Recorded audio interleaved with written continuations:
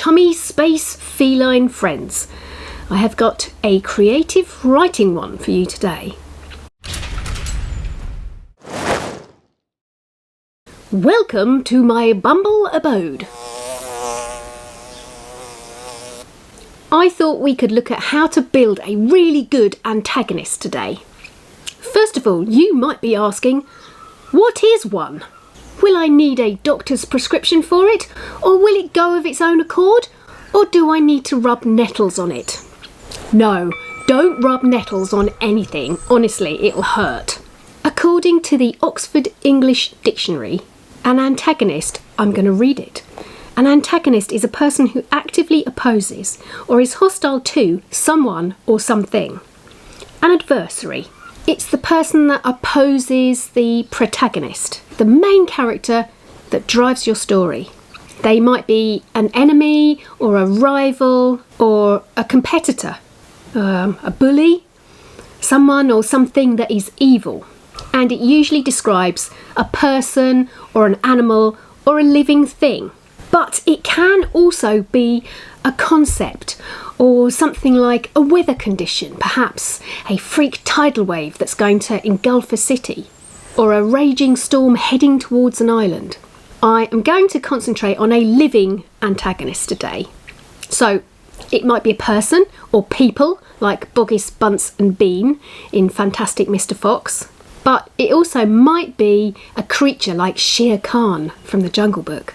That naughty kitty needs a good telling off. Why do we need an antagonist in the first place? Well, the river that runs through any story is conflict.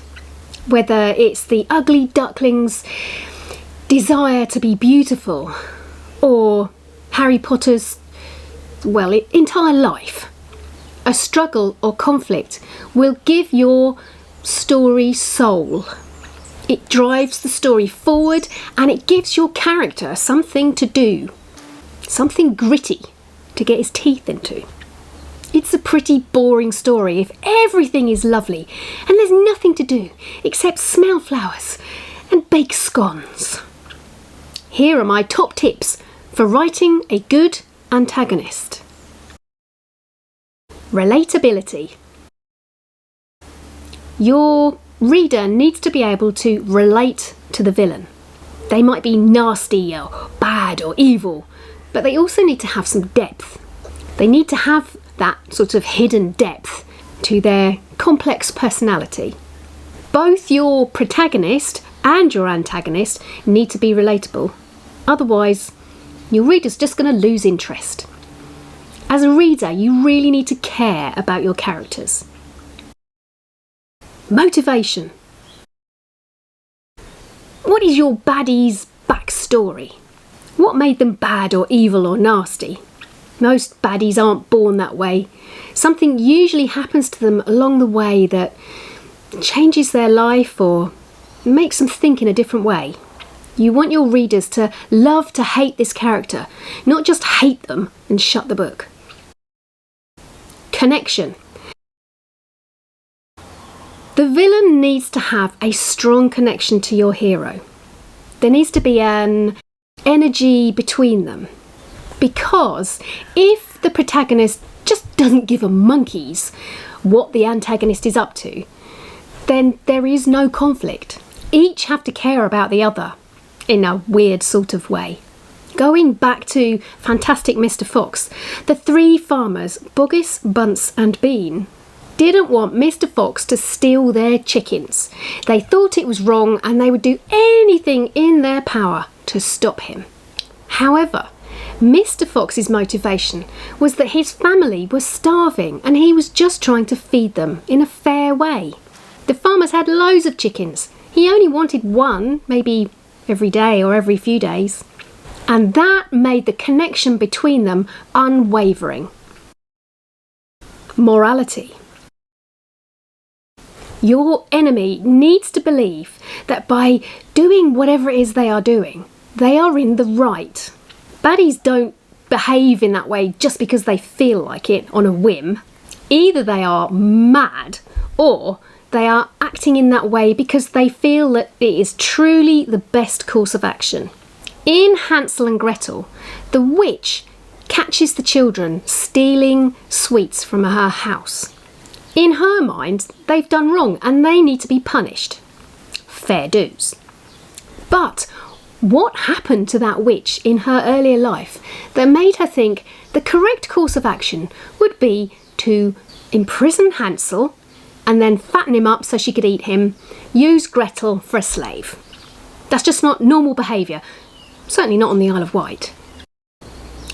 Be a worthy opponent. Your antagonist needs to be a worthy adversary. They shouldn't be all weak and feeble, easy to beat, nor should they be so powerful that there is just no contest. Having an opponent who is equally as smart as the protagonist lends a lot of credence to the narrative and to their conflict. Fun! Everyone loves a good villain, although that is an oxymoron. There is nothing better than a great baddie. It helps you bond with your hero even more. But it can also be a bit of light relief, particularly if your baddie is funny or gets into funny scrapes. Or it can be exciting because their actions rile you a bit. If you've seen the first Paddington film, then you might remember Nicole Kidman as the completely mad scientist. I mean, she was beautiful and had a lot of conviction, but she was clearly as mad as a box of frogs. How to make your antagonist bad. So here are some tips to get you started on that road of making your antagonist. First of all, you need to think about someone perhaps that you know or that you know of who is a baddie. Now, it could be your annoying next door neighbour, or it could be someone from a historical time, or it could be someone in politics, or it could be the dog from your neighbourhood who barks at every cat and just wants to rip your leg off and feed it back to you. Try writing a profile for them. Think about their physical appearance as well as their character attributes. What are they like? What do they like doing? What do they hate? Are they angry or irritable or paranoid? Once you've done your research, make sure that you differentiate them enough from the person that you are thinking of, because you don't want to get sued because it's obvious by the fact you've called them the same name and they have all the same attributes and they live on the same street that you're talking about your next door neighbour. This does not apply if you're writing about the mad dog. Secondly, put yourself in their shoes. Think about what challenges they've had that might make them behave so badly. How do you react when something triggers you? What is their motivation? What goals do they want to achieve? Thinking through their motivation can help you work out aspects of their character and why they want to throw things in the way of your hero. Thirdly, launch your antagonist into the story with a big splash. Not necessarily one like that though. A strong start to your baddie's story sends the right message to your reader that this person needs to be looked at, but they're also quite unpleasant or malicious or not very nice and could easily throw some things in the way of your hero, thus giving conflict. Establish your character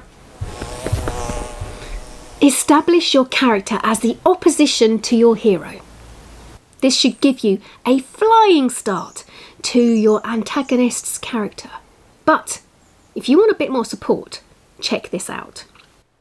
If you'd like further artist tutorials, I have a variety of short courses that will help you. There are real-time sessions looking at painting, drawing and marker pens, among others. And if you're keen on producing your own book, there is a more in-depth course on what you need to know about self-publishing a book with illustrations. That covers making key decisions, how to make layouts and dummy books, rhythm and pacing, as well as several tutorials on illustrating a book and a look at the tech. You can either hop over to my website or join me on Patreon for more information. Go on, give it a go! Next week, I am thinking back to when I was the mum of 2 little boys and the story that I used to tell them quite a lot. It has a big, bad antagonist. Yes, it is the 3 little pigs. I'm off to practice being mad and very bad. I will see you next week. Nanu nanu.